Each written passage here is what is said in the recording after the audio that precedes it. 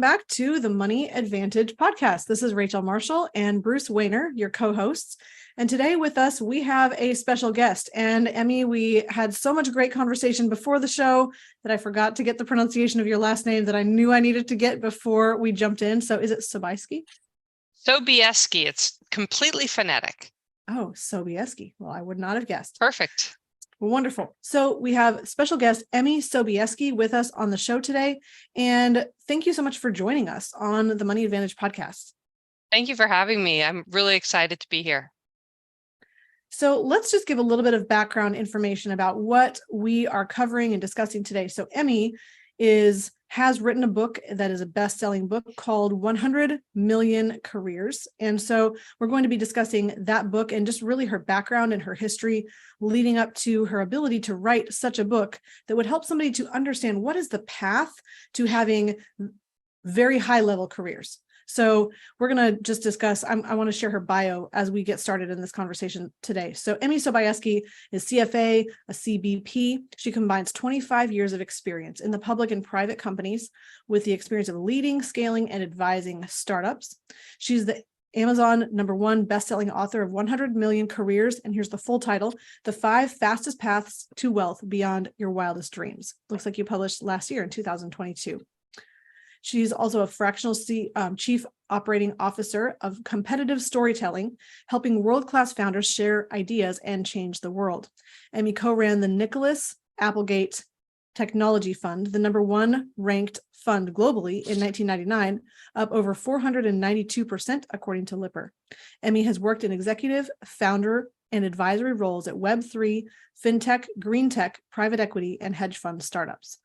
So a lot of fantastic background that you're bringing to the table today. So what are we discussing? We're talking about whether you are a listener of the show and you are an entrepreneur, or whether you are in a career path, you have desires and ambitions to create monetary wealth, as well as wealth that is all 5 forms of capital: your social, your spiritual capital, your relationship capital, your intellectual capital. But today we're specifically focusing on if you wanted to follow a career path, there is a proven path to do that. And there are over 25,000 self-made $100 million families in the US. And if you know the common background and the common storyline, you can figure out how to operate in that capacity yourself. And so Emmy is going to be talking about that with us today. Bruce, I wanted to ask you to just share your thoughts as we're jumping into this conversation that is unique a little bit on this show, because we don't usually talk about jobs or career paths. Yeah, so I think why it does tie into our audience is that in order to get into these jobs or career paths, you do really need to think entrepreneurially, and the best way to actually achieve these is actually to invest in yourself. And we bring that point up a lot on the show. And a lot of people are always like, what's the secret to doing this? What's the secret to doing that? And they always forget the secret may be to make you the best version of yourself as that you possibly can make, and not just stop once you think you know something. The rocket ship is going to take off when you realize that you're never going to know everything possible to know. It's what you learn after you know everything is what really makes the rocket ship take off. And I'm being a little silly there, but that's the truth. When a person really figures out that they don't know everything and they continue to be a lifelong learner, that's when things take off, not only in your financial life, but in your personal life, both the relationship you have with yourself and also the relationship you have with other people. Absolutely. Yes. I talk about it often where I say, you've got to moonshot your career. Too many people underestimate their own potential.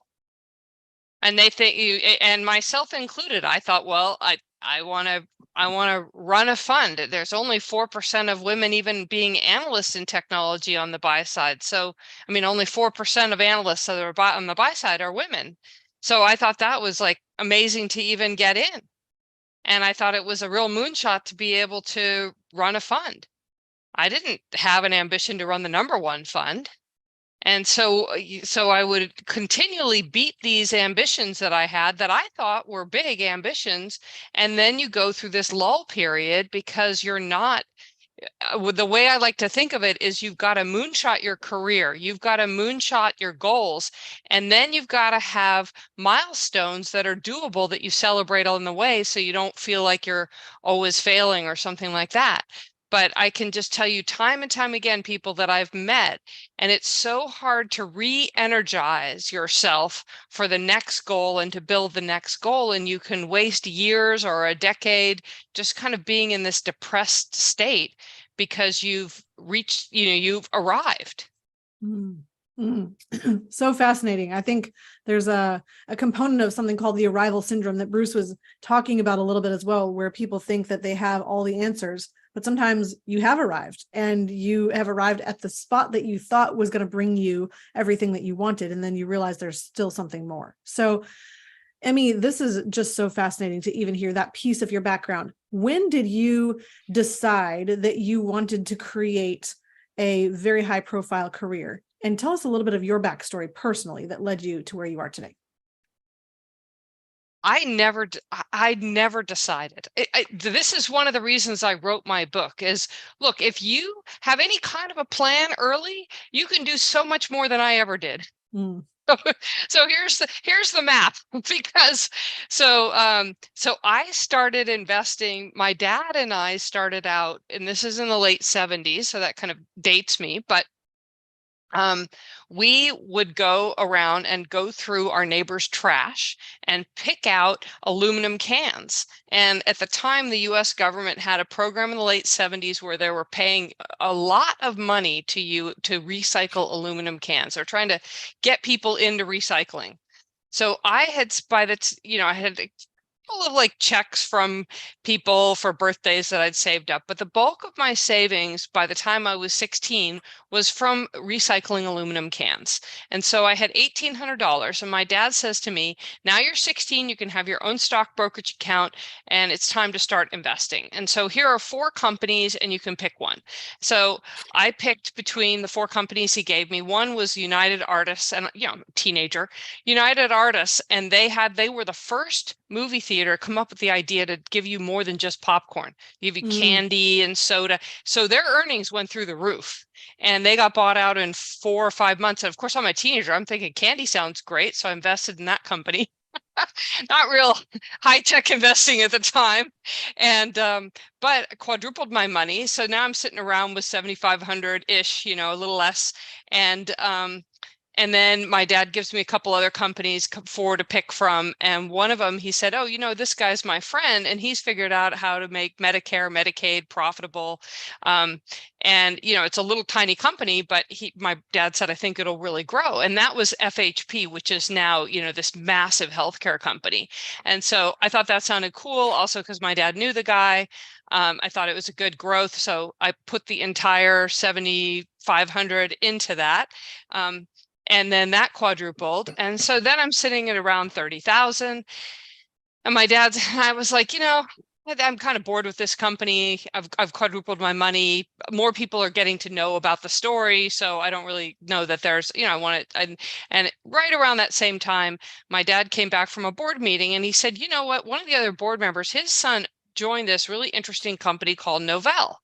And I was like, all right, tell me about it. And he said, it allows, this is before before there was a World Wide Web. The internet has been around since the 60s, but before the World Wide Web where people like you and I could access the internet. And this software allows computers in an office to talk to each other. And I thought, well, that sounds super cool. And the other ideas my dad had seemed more like mundane compared to that. So I bought that and that went from $30,000 to $320,000. And it was just an incredible rocket ship of a stock. And so I'm a sophomore in college, $320,000 in my stock account. And I do not recommend anyone listening do this because you don't want to put 100%. It's one thing to put 1,800, but 100% of your money in one stock and then keep doing it over and over, the likelihood that, I had a very unusual path. I don't recommend you follow it, but that was so I was basically doing that. Then I thought, well, this is easy. So I just outsourced the investing to my dad and go to parties and enjoy myself. And then my mother passed away and so I got more money from her. So like $500,000 kind of in my early 20s. And I was just being a horse trainer and ignoring it. And because my mother had passed, my dad was really, stressed and mourning, and he had this biotech stock and he kept putting more and more money into it and on margin, all of this kind of stuff. And, look, I outsourced it to him. So it's completely on me. But by the time my life mentor said to me, I don't think horse training is your future. But if you go to grad school and face all your opportunities and still want to be a horse trainer, so I basically was a asbestos litigation paralegal, which is just like representing the companies that killed all those people, just terrible. And I did that because, I did that and rode horses. I went in the Junior Olympics in college. I wanted to try for the Olympics. So I'm kind of doing that. Then I became a full-time horse trainer. And my horse trainer, who trained all these people for the Olympics, said, look, you're your mid-20s. When you're in your mid-30s, you won't have the same opportunities. So go to grad school at something, face all your opportunities. So the two kind of delved together. There was a biotech stock market crash specifically in biotech, and I was 100% in biotech at the time, where I ended up entering grad school with negative $30,000 in my account, because at the time the systems weren't computerized, the computers weren't fast enough to sell the stock to pay the margin as fast as the stock price was going down. And so I ended up with negative $30,000, and I had a horse. And so I said, I think I could sell the horse. I sell the horse for $30,000. So now I'm in grad school. I've got $30,000 cash, $30,000 debt at the stock brokerage. Luckily, my dad's pretty connected, and his fraternity brother from Stanford happened to own the brokerage firm. So I went into the guy and I said, look, can I trade 50% debt, 50% equity? I know that your brokerage wants only 30% debt, but I know that the exchange right now allows 50. So will you allow me to trade? The guy was living in an $80 million house. I think he was like, I write the check to cover this if she screws it up, and it's my, friend's daughter. So he goes, sure. But of course, I think I'm completely badass. So that builds a lot of confidence in me that I went and talked to the head of the brokerage firm, blah, blah, blah. So I basically have 60K. I turn it into 120 by trading, and it's literally 1992. It's, you're coming out of the recession. All the small cap tech stocks have been left for dead, and then they're going up by multiples every day. It was a perfect time for me to be investing in small cap tech. And so I took the 60K, turned it into 120, paid off the 30, have 90, did it in 6 months. And my friend that was at grad school, and I'm 26 by this time, she's like, there's people that would pay you to do that. And that was the first that I ever thought of having a career in investing. And 5 years later, I was running the #1 fund in the world. That is fascinating. Oh my goodness. What a roller coaster. I'm exhausted just listening to that. Yes. I mean, you have to have a certain personality to be able to take that kind of risk and to trust people and stomach the fall that happened, and then be able to say, well, now how do I get myself up from my bootstraps, and how do I make something out of this? And I mean, what a whirlwind. So by age, I guess, 31, and you got to learn not to do that when, not to trade like that when you're trading institutional money, because you will not have a career that lasts very long. So there's like, I had to say to myself, okay, what are the traits I want to bring with me, and what are the ones that I need to leave behind, right? So the traits you want to bring with you is my ability to pick a rocket ship of a stock, and the ones I want to leave behind is to put 100% of my money in something. Although that still, I had various bosses who we had various disagreements about my risk, the where we were on the risk levels, and certain of my bosses I may have added about 10 years to their lives. Or subtracted. Yeah. I can imagine, right? I aged them. So tell me this then. So at this point, you're probably about 31, and you are probably younger than most people could ever imagine being in a position of running the #1 largest hedge fund. And so it was not a hedge fund. It was a okay. long-only fund. It was a long-only fund, and it was #1 in Okay. performance, but it wasn't the largest. It was about $500 million at the time. Yeah. Okay. Okay. So you're standing in this position, and you're now very happy with your success, or are you starting to feel stressed? Are you starting to feel that it's not really what you wanted it to be? What are your feelings as you're there? So what was interesting is that my boss at Nicholas Applegate, Catherine, now her name is Catherine Nicholas, but she is an amazing person, because most people that have really big performance, like the #1 fund, like I did, are actually around 27 to 32.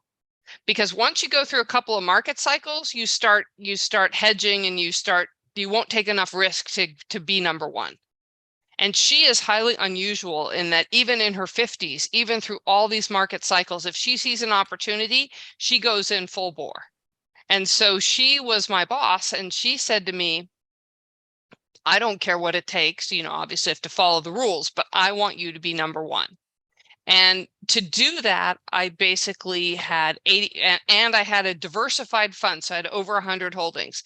So to do that, I had to turn over the fund fairly aggressively to be in the top two, basically I had to guess ahead of time what were going to be the 2 top performing sectors, and then be in them with 85, like #1, 85% of the money, and #2, so it's kind of like the pick 6, but you always make sure in racing that you get #1 and #2, and then you do it every quarter in a row, and then you turn over the whole portfolio. That was the only way I could think of with such a diversified portfolio to still become #1.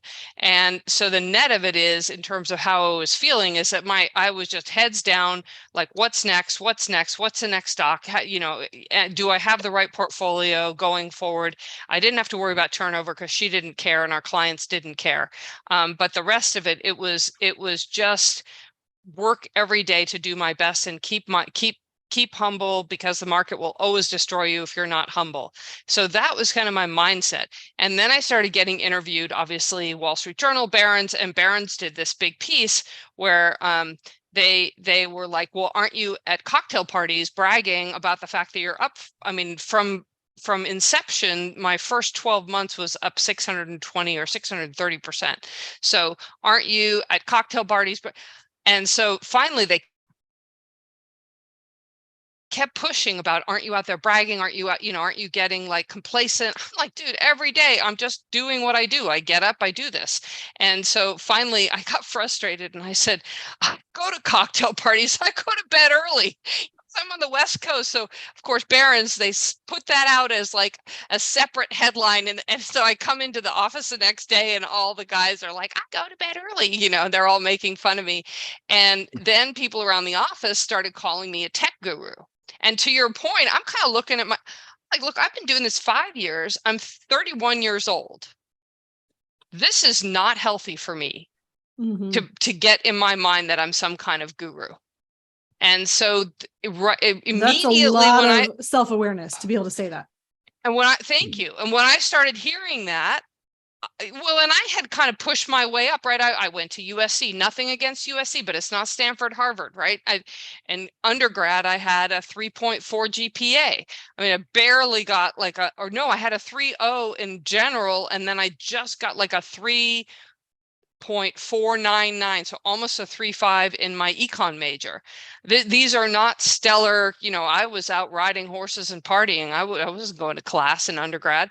So because of that, I put myself so far behind that I was continually having to learn from interesting people and take interesting paths, like started an insurance company and then advanced through attrition because they pay so badly, then, and I could get them to let me manage money early, all these weird ways that when then people started calling me a guru, I had been kind of in the trenches, working really hard in unusual ways to get where I'd gotten, that when I heard that, I thought, oh, that is not that is not my path. And that is, I am not one of the chosen ones. I did not go to Harvard or Stanford. I can't afford this.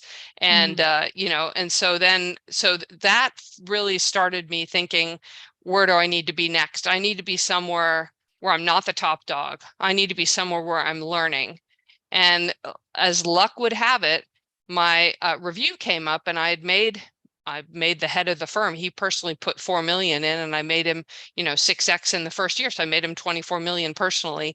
And my salary at the time was 135,000. And then of course you had a bonus that was like 100% of salary. So I just wanted that to go up to a clean 150. They're a mutual fund, and I was an analyst. I'm like, that's fine. I'm not gonna ask for a partner. I'm not gonna do anything crazy. And they wouldn't do it. They basically said, we paid you too much to come in, and we're going to let other people's salaries catch up. I'm like, yeah, well, when is their performance going to catch up? So I go to some kind of a meeting, with a friend of mine, and she's like, how's it going? And I'm like, yeah, I'm a little pissed about this review. So I had these two thoughts in my head. I'm pissed about the review. I'm pissed that I didn't get, $5,000. Literally, they want to give me a $10,000 raise. I wanted a $15,000 raise.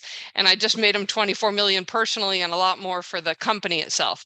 And so I was pissed about that. And I was thinking I need to be in a situation where I'm the bottom person on the totem pole, not the top. And she said, that's really interesting, because your background, you've done so well calling all these semi-cycles, and we need someone to do that. And so then a week later, I was talking to her boss, and 3 weeks later, I moved to New York. After I said I'd never moved to New York, I moved to New York to work for the person that I believe is the smartest hedge fund manager that's ever lived. Glenn Doche. It was called Palantir Capital, which has nothing to do with Palantir Technologies. So fascinating. So as you're looking back, that's just transformational journey. You've been through a lot, you've done a lot already. I'm sure that there's a lot more to the story, but let's just jump over into this idea that you now have created this book, 100 Million Careers. So you were in a investing strategy, an investing path that led you into a career path that then led you into growth in terms of saying, I need to not be the smartest person in the room. I need to be continually learning. And I don't like this review that I've gotten. How did that begin to pivot towards your story now of how you help people to really understand the process of people who have these self-made 100 million plus families? All our careers. Yeah. So after about 25 years as an institutional investor, along the way, starting in 2008, but individually, even before that, I had started mentoring students and, on their careers, and mostly students that were from diverse backgrounds, that had gone to community college first, or had a blue collar family, or their parents hadn't graduated college, that kind of thing, and help them understand their path to Wall Street and beyond. And a fair bit of them have created their own hedge funds, their own companies, and are multimillionaires by the age of 30. So I kind of had that just going on in the background. And for me personally, after running the number one fund and then working at the number one, in my view, hedge fund, at the time it was the number one performing hedge fund, but different people will say different things because it's, where do you get the data? Where's the data? Yeah. What's objective? What's subjective? And he didn't even have a website. So he's not sharing any data with anybody. I can tell you it's the number one fund. So anyway, but after working there, I could have started my own hedge fund, and it was 2003 when he shut down. And so I could have gone to Silicon Valley and joined one of these tech companies and made that transition. So made that transition. I call it the 3 Bs. You break in, which I had done. You build equity, which I had not done. I'd mostly worked as an analyst, although when Glenn paid very well, he paid as if we had equity. And And then, so it's break in, build equity, breakout. And breakout is to start your own thing. And I really should have done that right at that moment.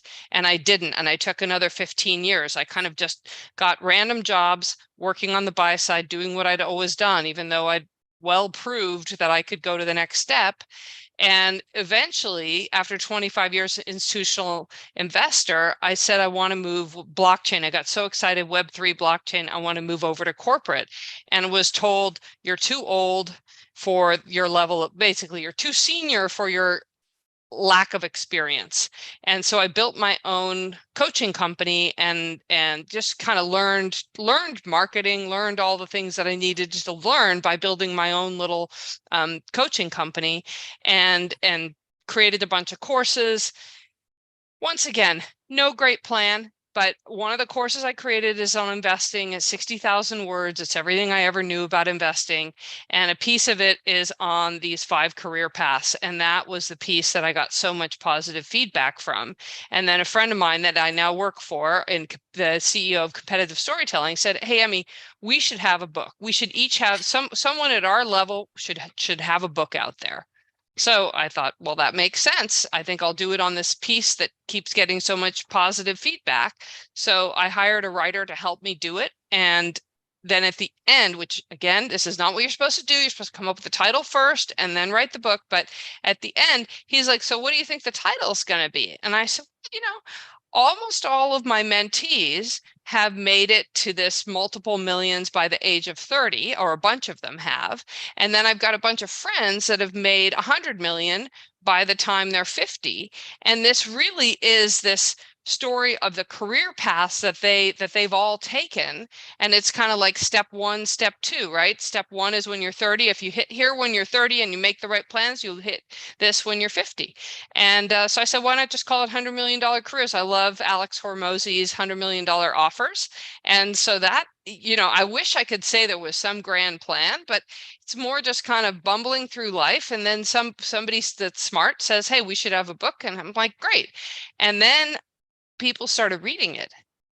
And I thought, this book, I had my assistant send 6 copies of this book to the career services of the top 40 MBA programs, top 40 business undergrad programs, and top 40 high schools that feed into those programs.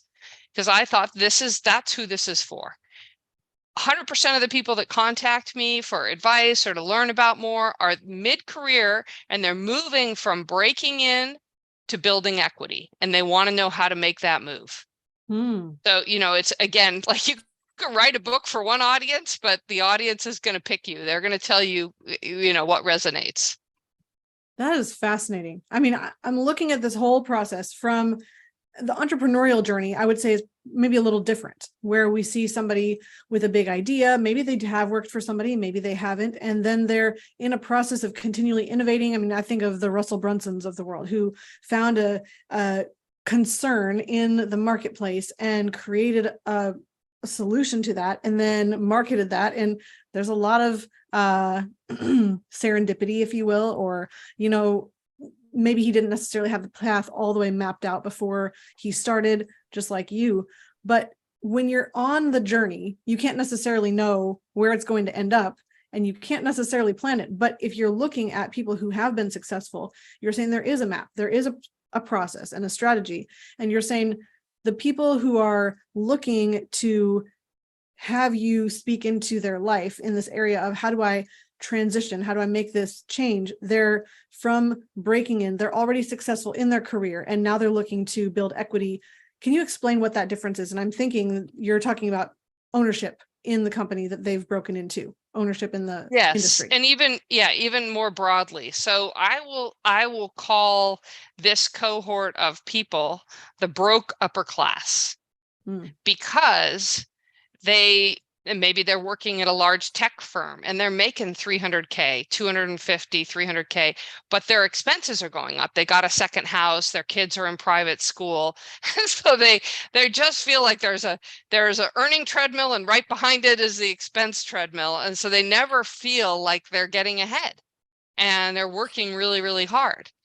So part of it is to to move yourself over to getting salary plus shares or equity in the firm. But the other is a bigger mindset of becoming entrepreneurial about your entire life. So one of the very interesting things you can do is that if you move over into the startup ecosystem, and by the way, when you pick the startup that you're going to join from a large tech fund, understand that is the biggest investment you're going to make in your entire life, because that's your time and you'll never get it back. You can always get money back. You can't get time back. And people, just jumped at the first startup, and you want to really do your research, because this is the biggest investment. But then you're going to be in the startup ecosystem. And let's say you're in engineering or you're in product or something like that. You're going to have the opportunity to scout and then later become a part-time venture partner for a venture firm, because they're going to say, hey, your feet on the ground, et cetera. And then let's say you grow let's say you're head of sales or something like that, and you are able to ramp a company from 50 million to 150 million in revenues.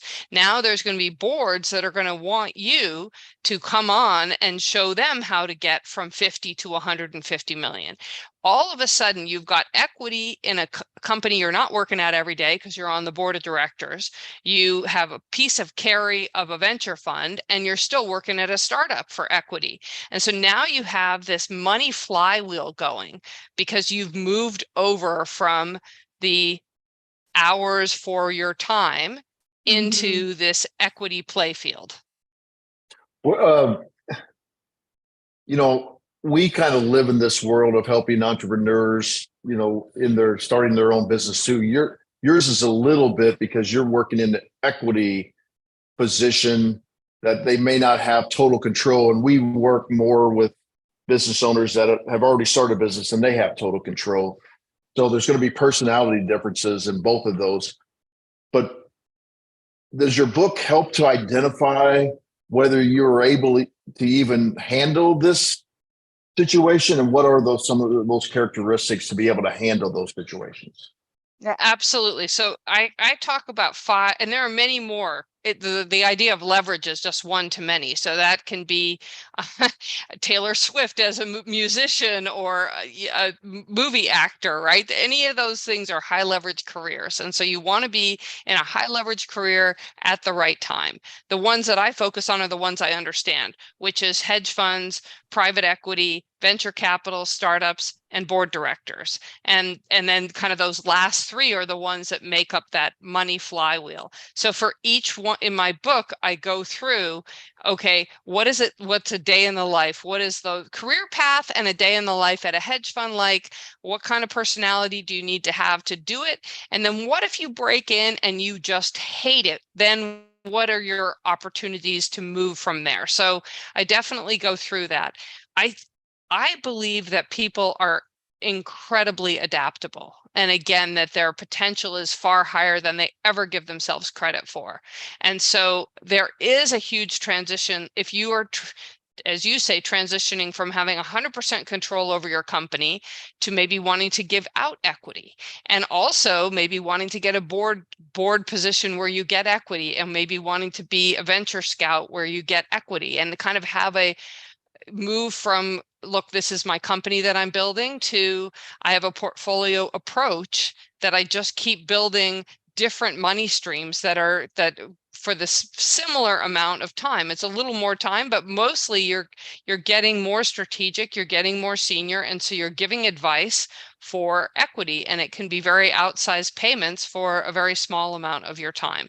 But anyway, so I think when I look at people that are at a large tech fund and they're just getting this bigger and bigger salary every year, of course, with bonuses, et cetera, but it's really, it's not the same thing as being at a startup.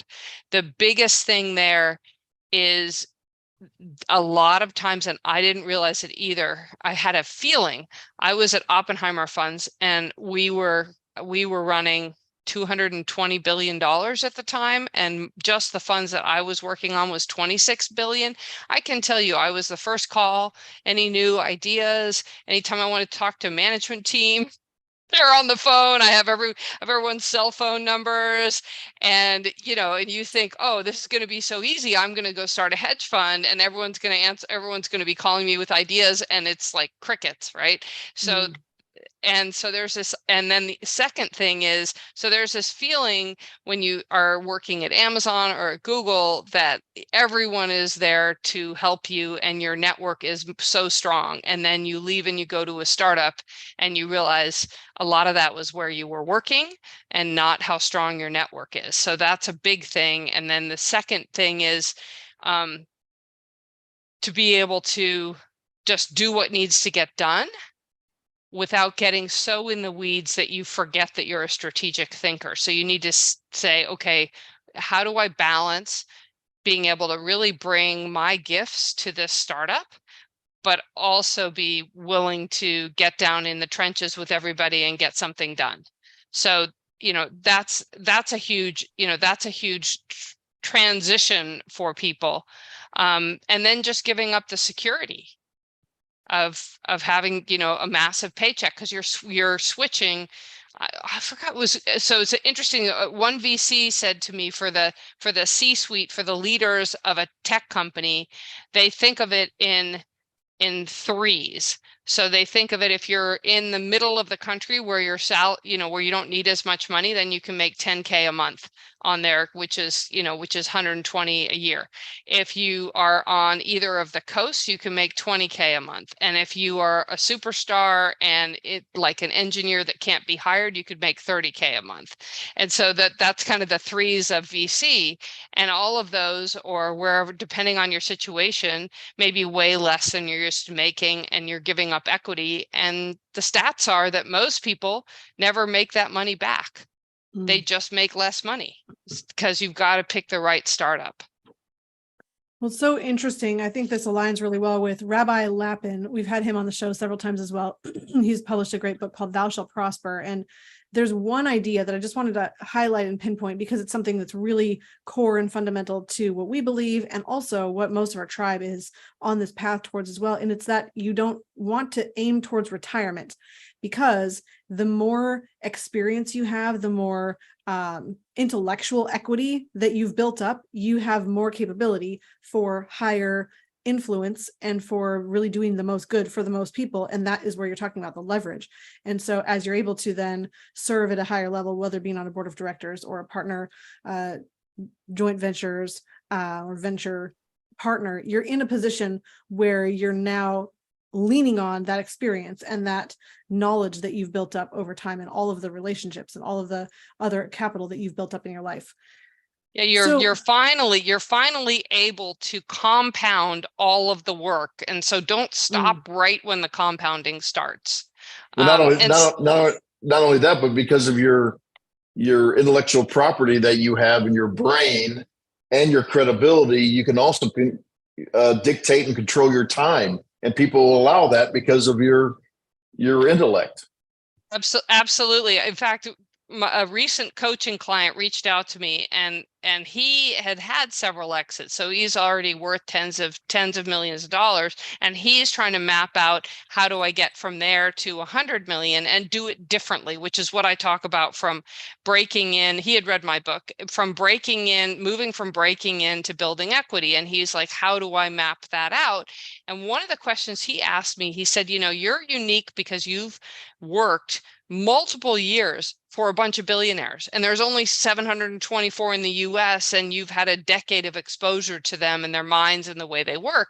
And he said, what makes a happy billionaire? And that's an amazing question. Yeah.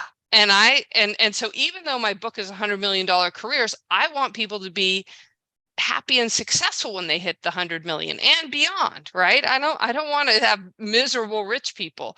So I call it the 3 C's, and it is, do you have control over your calendar, your confidence, and your capital? Because too many people get rich, and then all of a sudden they've got houses all over the place, and they become kind of a servant to their houses, right? They start working to make sure that every house they go to, they're doing repairs, they're doing it themselves, and they still run around. I have friends that are worth a lot of money, and they don't control their calendar, which is really sad. So they can't do things with the people they want to do it with. And then the confidence really has to do with your relationship with money. Because if you still think, if you don't have a growth mindset and you still think it could run out at any moment, you have this fear all of the time, then you're not in control. You're not in control of your own confidence and your own ego. And I think that when you have those three things, the 3 C's of control over your capital, your calendar, and your confidence, then you can be happy at any age, but money won't make you unhappy. Or happy. It's so fascinating. And I love that you're sharing that, because there's this huge psychology beneath money that we could talk for hours and hours, I'm sure, about. But if you don't have the right mindset, no amount of money is going to make you wealthy or happy, or wealthy in your mind as well. It's just wealthy on paper. And nobody just wants to be wealthy on paper. You really want to live the life that is ideal, that you enjoy, that you thrive in, that is exuding happiness, that everyone wants to be around you because of the person that you are. And it's so interesting. So 2 things I wanted to point out. One is that abundance versus scarcity mindset. So this is a key piece of what we discussed too. You cannot be in a position of scarcity, and scarcity can be fear on either side: fear of missing out, so you have to spend the money, or fear of running out of money, so you have to keep all the money. So either position, unfortunately, we see people who are very successful financially on paper who have that scarcity that's running their life. They're not in that abundant state where they know that they can create new money wherever they are. They can give, they can create new things. They have infinite capacity and unlimited capacity in their mind to be able to do great things. And so I love that you're touching on that with the growth mindset. Carol Dweck is amazing when she created And then that. Something that feeds right off of that is positive serendipity. And I'll tell you a recent story. And I say, people are like, what is our partnership strategy? Who are we going to go after? And things like that. And like, come to us, which nobody really likes to hear that strategy. Mhm.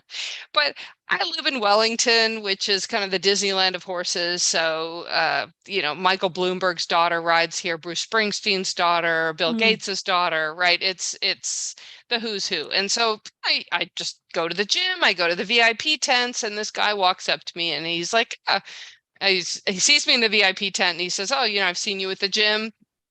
I'm old enough that's no longer a pickup line. And he said, what is it you do? And I tell him I'm the COO of competitive storytelling. And he said, oh, that's interesting. I work at JP Morgan. And partnership talks start. Mm-hmm. Right. And so I'm of the firm belief that obviously, if you just go sit on a beach and don't do any work, life isn't going to come your way. But if you do good, hard work and you have this growth open mindset and you're open to positive serendipity will come to you. Even more so, I was talking to a friend of mine about this just today, because so few people believe in it. So then they're closed to it. So then the positive things are going to come to you more because you're one of the few that's open to it. So good. That's so good. I love it. So there's so much more ground that we could cover, and we're going to have to get close to wrapping up here. So what would you say is the biggest mistakes that you see people making in terms of their career path, in terms of not reaching what their potential is?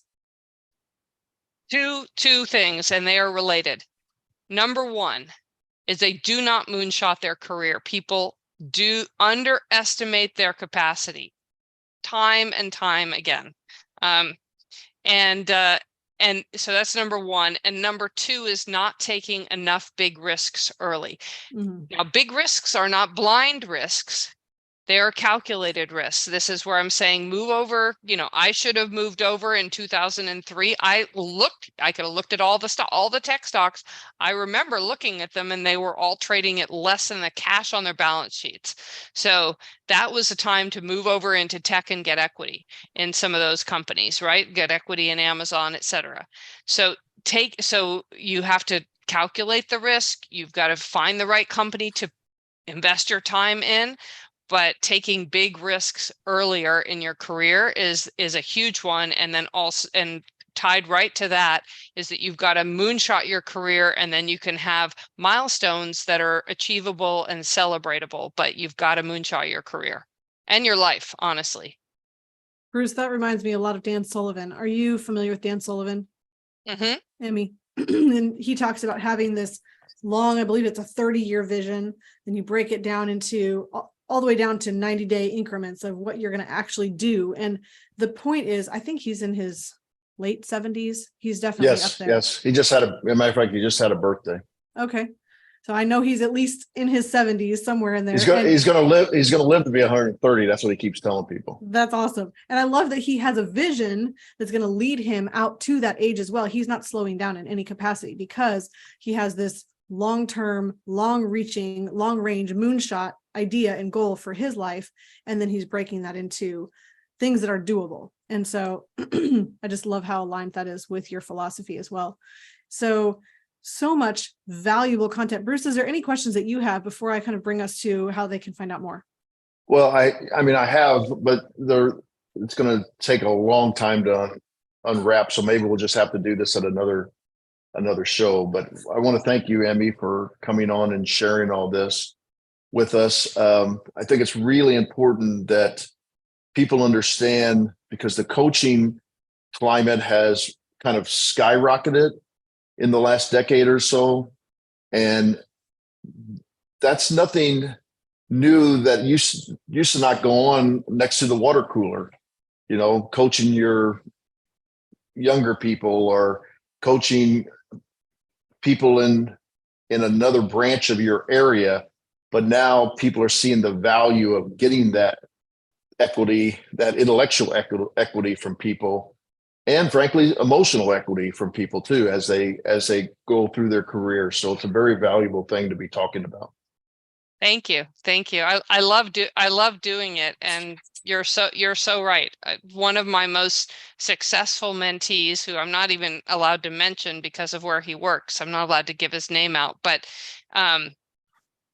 his parents were blue collar, had not graduated college, and he asked me, he said, I think I'm going to go for management consulting because there's more jobs. And he was a freshman in college, and I had him in my little investing group that we were, and I made them all. I just gave them random ticker symbols or gave them various assignments. And he was doing the work of somebody that had been at a hedge fund for 5 years, and he's a freshman in college. He was so brilliant. And I said, forget it. Take 100% of your effort and put it towards Wall Street, and you will be successful. And he did. I mean, all credit to him, with absolutely no way to know that I was going to be right. He gave up his entire safety net and put 100% of his effort to getting on Wall Street. And he did in spades, to the point where I can't even say his name. But, that equity of having somebody that believes in you, and he had reason to believe that I knew because I'd run the #1 fund in the world. Mm-hmm. And then I've been around a lot of billionaires, and I've seen what a leveraged career looks like. And I think the other interesting thing for coaches is your coach still doing it now? So right now I'm a fractional COO, right? So right now I invest in private companies. So I'm still doing all of the things I'm advising people to do right alongside them. I love that. And it's very important to listen to people who are practicing what they preach. And I think that almost should go without saying, except that people do that in a negative way, and they don't follow the advice of people who are actually still in the trenches. And so you are in the trenches, you're doing the work, you are still learning, which is what makes you such a valuable coach as well. So can you tell us, you are the COO of Competitive Storytelling. Tell us a little bit more about that. And then how can somebody reach out to you? What do you have to offer and give to them if they're interested in learning more about how to really scale and grow their career, being in a position to, as you said here, break in, build equity, and break out? Yep. The 3 Bs. So competitive storytelling, my boss, Robbie Crabtree, was a prosecutor when in 102 jury trials, and realized that the story was the thing that was winning, not the facts, to the point where he would have somebody, I mean, he would have someone dead to rights on a DUI video, the breathalyzer, he'd have all the data on his side. And the jury would say, oh, but he seemed like such a nice boy. He didn't mean it. and he would lose. And so he realized that like the facts were not going to win and the story wins. And he developed a lot of techniques that are far more thought through and scientific than what's used in the startup world. And then he took them to the startup world and so he's a venture partner with Antler, as well as he's partnered with Alex Ohanian 776, which is Serena Williams' husband. And anyway, so he's partnered with several venture firms and just teaches founders how to tell a story like a world-class storyteller, like a Steve Jobs, in order to attract capital, talent, and customers, to be able to then get that world-class idea out and change the world. So that's what we do at Competitive Storytelling. And then in terms of what I do I'm a fractional COO there, and I have a small fractional COO service that I do, because what I found is at about the 6-month mark, I've organized so many things that people get a little frustrated that I'm not doing enough work. So then I just created the 6-month offer to come in and organize the company and then go on retainer. So that's a separate thing. And then for the coaching, I basically have an offer where I come up with your personal plan. So, look at your personal situation and then map out the next 5 years and kind of deliver that to you. And then I'm building out a mastermind where like-minded people will be making that move. And I will be adding partnerships with recruiters to make sure that you can make that transition. I love how forward thinking this is. You're taking tremendous experience and you're saying, how can I help people to really be able to do this in their own life? And it's powerful to be able to have options for how to serve them with a mastermind, with also being able to have the coaching with the 6-month offer instead of lifetime. So that's fantastic. Keep up the work that you're doing, Emmy. It's been really a pleasure to talk with you today and to glean from your experience, because it's not often we get to hear that kind of a story. And often we talk with people who have started from the ground up in an entrepreneurship type of role, but you went through the ranks as somebody through a career path, well, investing through career, then over towards the startup and partnership space. And it's really fascinating to hear the learning that you've had along the way and the tremendous power of that, the advantage that's given you. Thank you very much. I love being on the show, and it was great to learn more about what you're doing as well. That's awesome. Well, Emmy Sobieski, thank you so much for being with us today. How can somebody reach out and find you? What's the best way for them to find you? The easiest way to find me is actually on LinkedIn. I have just under 51,000 followers there, but I answer my DMs directly. So that's the easiest way to reach me. And then if you want to learn more about me and about the book and about any of the classes I have or whatever, you can go to emmysobieski.com. And that also the same thing routes into that same exact website is 100mil.careers. So it just depends which is easier to remember. That's awesome. And for somebody who's looking for your last name spelling, that's, well, Emmy, Emmy, Sobieski, Sobieski. Perfect. Awesome. Well, Emmy, thank you so much for joining us on the show today. It's been a pleasure talking to you and gleaning from your experience. And if you are listening to the show and you have questions for Emmy, reach out to her. If you have questions about infinite banking or about keeping and controlling more of the wealth that you have so that you can build a legacy that lasts, reach out to our team as well at themoneyadvantage.com. I would also encourage you to remember, in closing, success leaves clues. And Emmy has proven this very, very well. So remember, or follow the successful few, not the crowd, and build a life and business that you love. We'll see you next time.